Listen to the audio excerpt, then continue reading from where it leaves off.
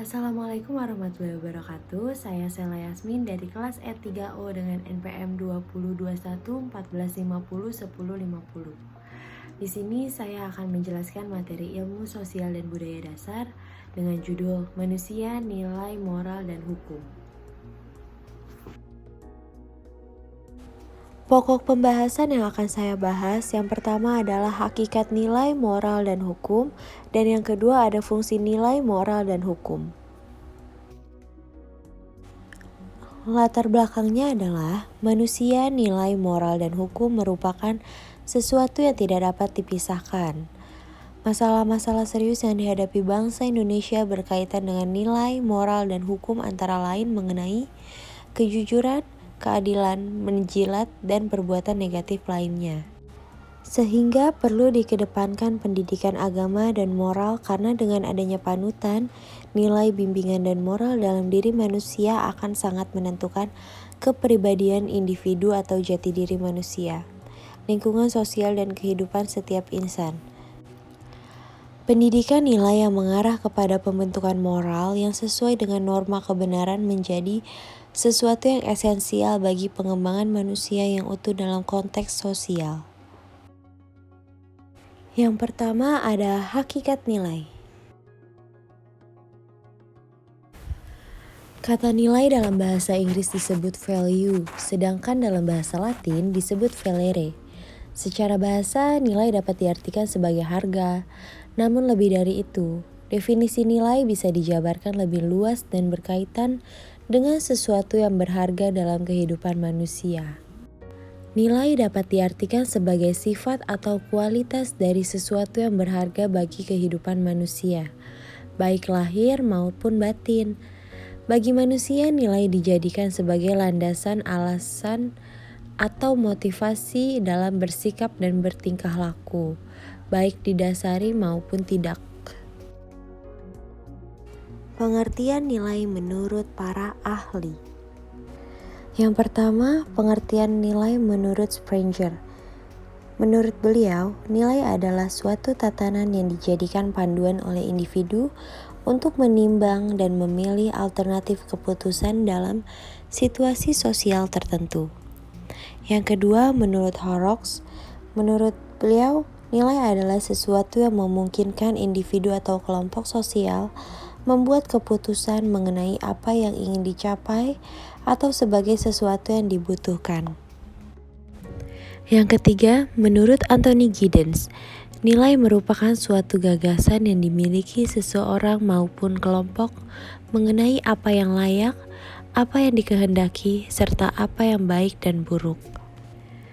Dan yang keempat, menurut Hendro Puspito, menurutnya, definisi nilai adalah segala sesuatu yang dapat diberikan penghargaan kepada masyarakat karena di dalamnya mempunyai fungsi dalam perkembangan kehidupan yang ada. Perkembangan dan fungsinya mampu menjadi pedoman dalam tata perilaku masyarakat. Selanjutnya ada macam-macam nilai. Yang pertama ada nilai sosial, yakni nilai yang berhubungan dengan sikap manusia yang membutuhkan pertolongan orang lain. Yang kedua nilai agama. Nilai agama adalah nilai yang bersumber dari Tuhan yang tidak dapat diganggu-gugat. Yang ketiga ada nilai ekonomi, yakni nilai yang berhubungan dengan prinsip-prinsip ekonomi secara umum. Yang keempat ada nilai moral.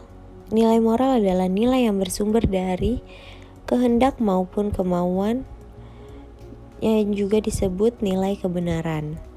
Yang kelima ada nilai keilmuan, yaitu nilai yang berkaitan dengan wawasan dan ilmu pengetahuan.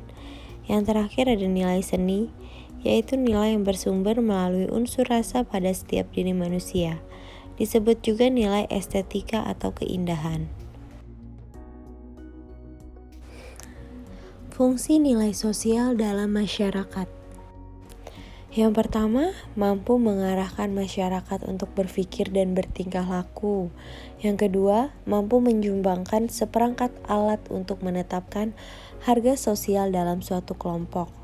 Yang ketiga, sebagai penentu dalam memenuhi suatu peran sosial manusia. Yang keempat, sebagai alat solidaritas yang terdapat di kalangan anggota kelompok masyarakat. Dan yang terakhir, sebagai alat pengawasan atau bisa juga dikatakan pengontrol perilaku manusia. Yang kedua ada moral. Definisi moral.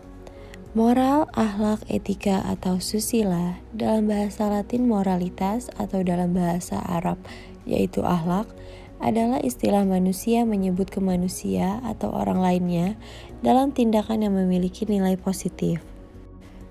Moral adalah perbuatan atau tingkah laku atau ucapan seseorang dalam berinteraksi dengan manusia. Apabila yang dilakukan seseorang itu sesuai dengan nilai rasa yang berlaku di masyarakat, dapat diterima serta menyenangkan lingkungan masyarakatnya, maka orang itu dinilai mempunyai moral yang baik. Begitu pula sebaliknya. Jadi, moral adalah tata aturan norma-norma yang bersifat abstrak yang mengatur kehidupan manusia untuk melakukan perbuatan tertentu dan sebagai pengendali yang mengatur manusia untuk menjadi manusia yang baik. Nilai moral di antara pandangan objektif dan subjektif. Nilai erat hubungannya dengan manusia dalam hal etika maupun estetika. Manusia sebagai makhluk yang bernilai akan memaknai nilai dalam dua konteks. Pertama, akan memandang nilai sebagai sesuatu yang objektif apabila dia memandang nilai itu ada meskipun tanpa ada yang menilainya. Kedua, memandang nilai sebagai sesuatu yang subjektif, artinya nilai sangat tergantung pada subjek yang menilainya. Kategori nilai subjektif atau objektif. Pertama, apakah objek itu memiliki nilai karena mendambakannya atau kita mendambakannya karena objek itu memiliki nilai? Yang kedua, apakah hasrat, kenikmatan, perhatian yang memberikan nilai pada objek atau kita mengalami preferensi karena kenyataan bahwa objek tersebut memiliki nilai mendahului dan asing bagi reaksi psikologis badan organis kita. Pembinaan nilai moral. Yang pertama, pengaruh kehidupan keluarga dalam pembinaan nilai moral. Persoalan merosotnya intensitas interaksi dalam keluarga, serta terputusnya komunikasi yang harmonis antara orang tua dengan anak, mengakibatkan merosotnya fungsi keluarga dalam pembinaan nilai moral anak. Yang kedua, pengaruh teman sebaya. Setiap orang yang menjadi teman anak akan menampilkan kebiasaan yang dimilikinya. Pengaruh pertemanan ini akan berdampak positif jika isu dan kebiasaan teman itu positif juga. Sebaliknya, akan berpengaruh negatif jika sikap anak dan tabiatnya yang ditampilkan memang buruk. Yang ketiga, pengaruh figur otoritas terhadap perkembangan nilai moral individu. Seorang figur otoritas atau bisa juga seorang public figure sangat berpengaruh dalam perkembangan nilai moral. Dan yang terakhir, pengaruh media komunikasi terhadap perkembangan nilai moral. Media komunikasi mutakhir tentu akan mengembangkan suatu pandangan hidup yang berfokus sehingga memberikan stabilitas nilai pada anak. Namun, ketika anak dipenuhi oleh kebingungan nilai, maka institusi pendidikan perlu mengupayakan jalan keluar bagi peserta didiknya dengan pendekatan klarifikasi nilai. Dan yang ketiga, hukum. Definisi hukum menurut para ahli. Yang pertama ada Profesor Dr. Mokhtar Kusumaatmadja. Hukum adalah semua kaidah dan asas yang mengatur pergaulan hidup dalam masyarakat, di mana tujuannya untuk memelihara ketertiban yang dilaksanakan melalui berbagai lembaga dan proses guna mewujudkan berlakunya kaidah sebagai suatu kenyataan dalam masyarakat. Yang kedua ada Plato. Menurut beliau, hukum adalah seperangkat peraturan-peraturan yang tersusun dengan baik dan teratur, di mana sifatnya mengikat baik terhadap hakim maupun masyarakat. Yang ketiga, JTC Simorangkir. Menurutnya, hukum adalah segala peraturan yang bersifat memaksa dan menentukan segala tingkah laku manusia dalam masyarakat yang dibuat oleh suatu lembaga yang berwenang. Karakteristik hukum. Yang pertama, adanya perintah atau larangan, yaitu sesuatu yang boleh dan tidak boleh dilakukan oleh seseorang di masyarakat. Yang kedua, sifatnya memaksa. Artinya, setiap individu wajib mematuhi suatu hukum yang berlaku tanpa ada pengecualian. Yang ketiga, terdapat sanksi, yaitu hukuman yang diberikan kepada pihak-pihak yang melanggar hukum sesuai dengan ketentuan yang berlaku. Jenis-jenis hukum. Yang pertama ada hukum adat. Hukum adat adalah hukum kebiasaan yang artinya aturan dibuat dari tingkah laku masyarakat yang tumbuh dan berkembang sehingga menjadi sebuah hukum yang ditaati secara tidak tertulis. Hukum adat diakui oleh negara sebagai hukum yang sah. Yang kedua ada hukum publik. Hukum publik itu peraturan hukum yang mengatur tentang hubungan hukum antara warga negara dengan negara yang menyangkut kepentingan hukum. Yang ketiga, hukum privat.